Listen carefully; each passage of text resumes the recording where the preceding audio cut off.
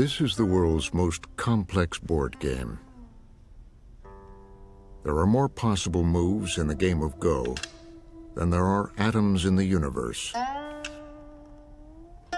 Legend has it that in 2300 BCE, Emperor Yao devised it to teach his son discipline, concentration, and balance. And over 4,000 years later, this ancient Chinese game would signal the start of a new industrial age.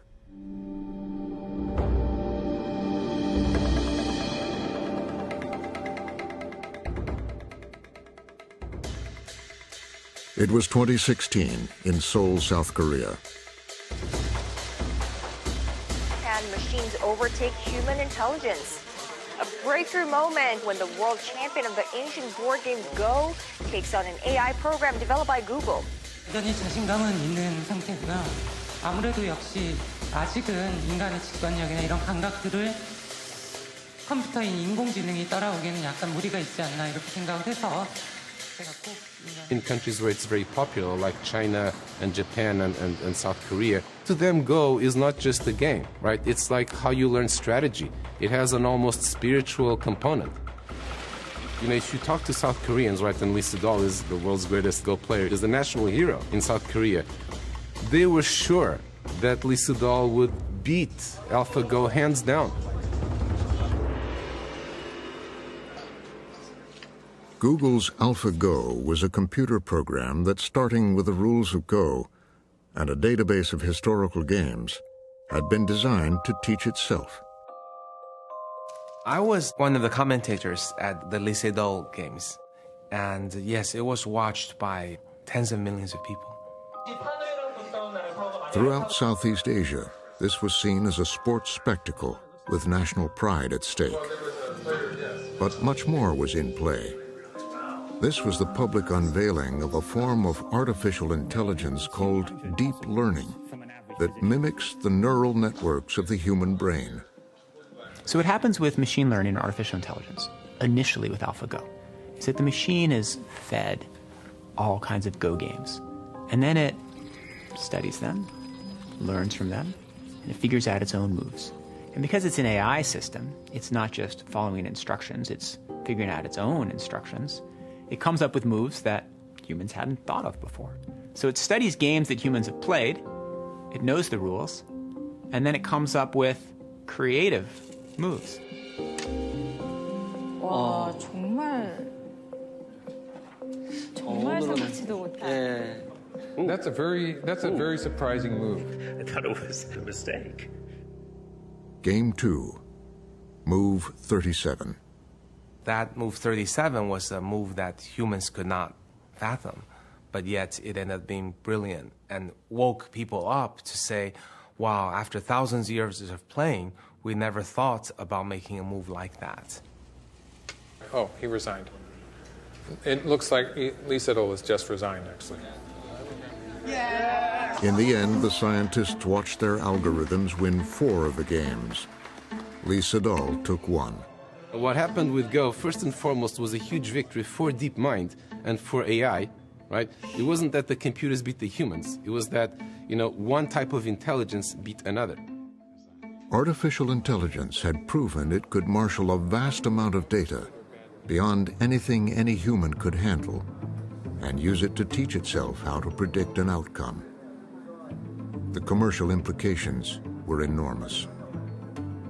While AlphaGo is a toy game, but its success and its waking everyone up, I think, is going to be remembered as the pivotal moment where AI became mature and everybody jumped on the bandwagon. This is about the consequences of that defeat.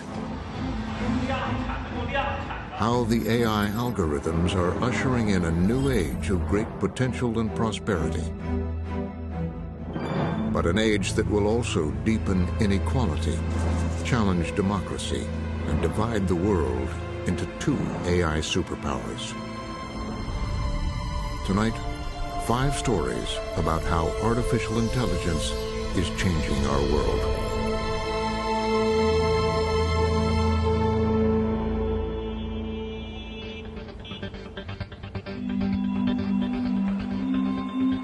China has decided to chase the AI future.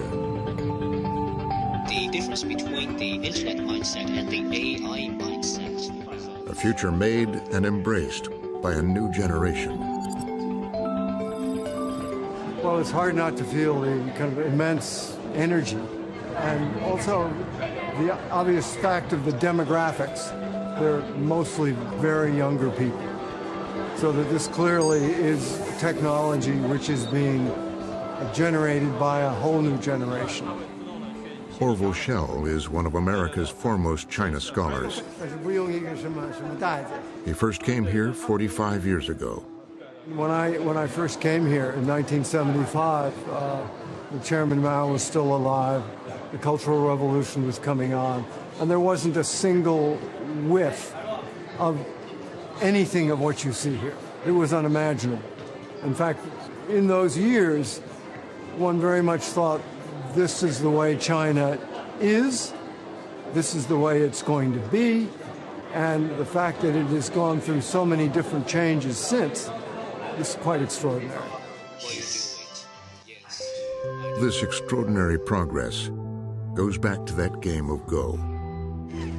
I think that the government recognized that this was a sort of critical thing for the future, and we need to catch up in this, that, we cannot have a foreign company showing us up at our own game, and this is going to be something that is going to be critically important in the future. So, we called it the Sputnik moment for the Chinese government. The Chinese government kind of woke up. As we often say in China, the beginning is the most difficult part. In 2017, Xi Jinping announced the government's bold new plans to an audience of foreign diplomats. China would catch up with the U.S. in artificial intelligence by 2025 and lead the world by 2030. And intensify cooperation in frontier areas such as digital economy, artificial intelligence, nanotechnology, and quantum computing.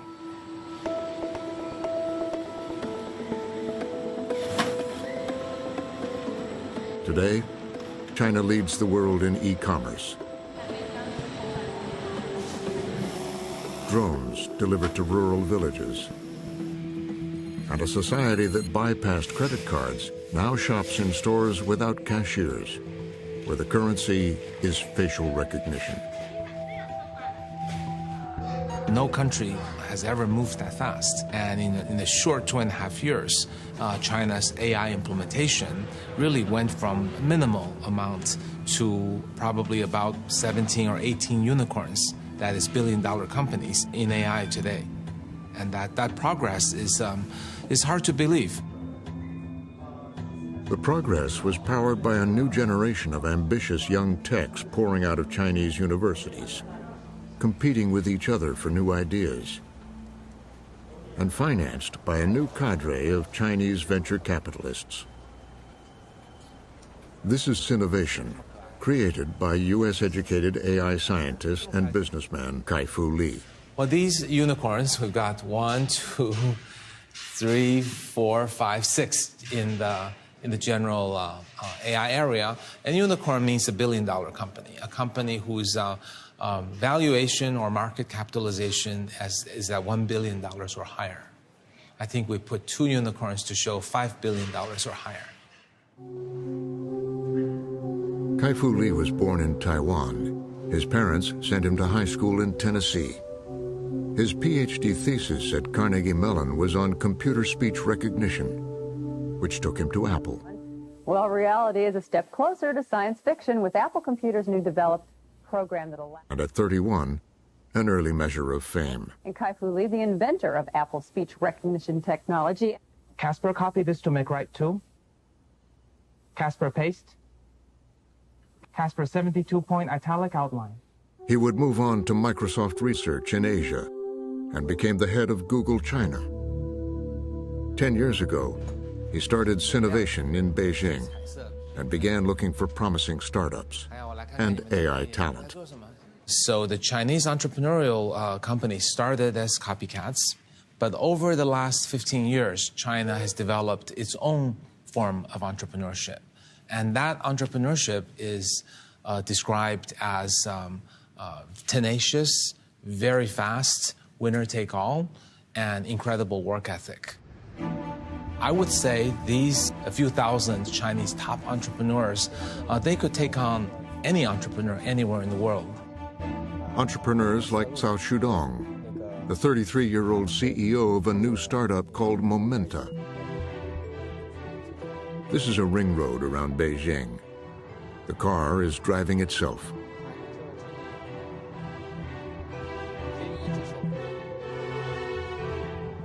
You see another cutting. Yeah. Cao has no doubt about the inevitability of autonomous vehicles. Just like AlphaGo can beat the human player in Go, I think the machine will definitely surpass the human driver in the end. Recently, there have been cautions about how soon autonomous vehicles will be deployed. But Cao and his team are confident they're in for the long haul. U.S. will be the first to deploy, but China may be the first to popularize. It's 50-50 right now. U.S. is ahead in technology. China has a larger market, and the Chinese government is helping with infrastructure efforts. For example, building a new city the size of Chicago with autonomous driving enabled, and also a new highway that has sensors built in to help autonomous vehicle be safer. Their early investors included Mercedes-Benz. I feel very lucky and very inspiring and very exciting that we're living in this era. Life in China is largely conducted on smartphones. 1 billion people use WeChat, the equivalent of Facebook, Messenger, and PayPal, and much more combined into just one super app. And there are many more. China is the best place for AI implementation today because the vast amount of data that's available in China. China has a lot more users than any other country, 3 to 4 times more than the US.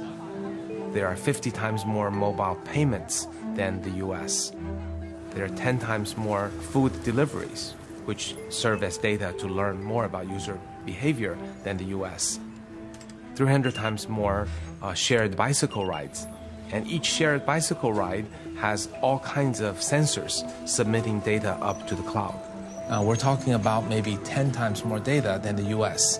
And AI is basically run on data and fueled by data. The more data, the better the AI works. More importantly than how brilliant the researcher is working on the problem. So in the age of AI, where data is the new oil, China is the new Saudi Arabia. And access to all that data means that the deep learning algorithm can quickly predict behavior, like the creditworthiness of someone wanting a short-term loan. Here is our application, and the customer can choose how many money they want to borrow and how long they want to borrow, and they can input their data here, and after that, you can just borrow very quickly. The CEO shows us how quickly you can get a loan. It has done. It takes an average of 8 seconds. It has passed 2 banks. Wow. Yeah, our job is finished. In the 8 seconds, the algorithm has assessed 5,000 personal features from all your data. 12,000 features. That is related with the delinquency. When maybe the banks only use few, maybe 10 features when they are doing their risk management. Processing millions of transactions, it'll dig up features that would never be apparent to a human loan officer. Like how confidently you type your loan application. Or, surprisingly, if you keep your cell phone battery charged. It's very interesting. The battery of the phone is related with their delinquency rate. Someone who has much more lower battery, they get much more dangerous than others. It's probably unfathomable to an American how a country can dramatically evolve itself from a copycat laggard to all of a sudden to nearly as good as the US in technology. Like this facial recognition startup he invested in. Megvii was started by 3 young graduates in 2011. It's now a world leader in using AI to identify people. It's pretty fast. For example, on the mobile device, we have timed the facial recognition speed. It's actually less than 100 milliseconds. So that's very, very fast. So 0.1 second that we'll be able to recognize you, even on a mobile device. The company claims the system is better than any human at identifying people in its database. And for those who aren't, it can describe them. Like our director, what he's wearing, and a good guess at his age, missing it by only a few months. We are the first one to really take facial recognition to commercial quality. That's why in Beijing today you can pay for your KFC with a smile. You know, it's not so surprising. We've seen the Chinese companies catching up to the U.S. in technology for a long time. And so if particular effort and attention is paid in a specific sector, it's not so surprising that they would surpass the rest of the world. And facial recognition is one of the first places we've seen that start to happen. It's a technology prized by the government, like this program in Shenzhen to discourage jaywalking. Offenders are shamed in public, and with facial recognition, can be instantly fined. Critics warn that the government and some private companies have been building a national database from dozens of experimental social credit programs. The government wants to integrate all these individual behaviors or corporations' records into some kind of a matrix and compute out a single number or set of number associated with an individual, a citizen, and using that to implement a incentive or punishment system. A high social credit number can be rewarded with discounts on bus fares. A low number can lead to a travel ban. Some say it's very popular with the Chinese public that wants to punish bad behavior. Others see a future that rewards party loyalty and silences criticism. Right now, there is no final system being implemented. And from those experiments, we already see the possibility of what this social credit system can do to individual. It's very powerful, Orwellian-like, and it's extremely troublesome in terms of civil liberty. Every evening in Shanghai, ever-present cameras record the crowds as they surge down to the Bund, the promenade along the banks of the Huangpu River. Once, the great trading houses of Europe came here to do business with the Middle Kingdom. In the last century, they were all shut down by Mao's revolution. But now, in the age of AI, people come here to take in a spectacle that reflects China's remarkable progress and illuminates the great political paradox of capitalism taken root in the communist state. People have called it market Leninism, authoritarian capitalism. We are watching a kind of a Petri dish in which an experiment of, extraordinary importance to the world is being carried out. Whether you can combine these things and get something that's more powerful, that's coherent, that's durable in the world. Whether you can bring together a one-party state with an innovative sector, both economically and technologically innovative, and that's something we thought could not coexist. As China reinvents itself, it has set its sights on leading the world in artificial intelligence by 2030. But that means taking on the world's most innovative AI culture.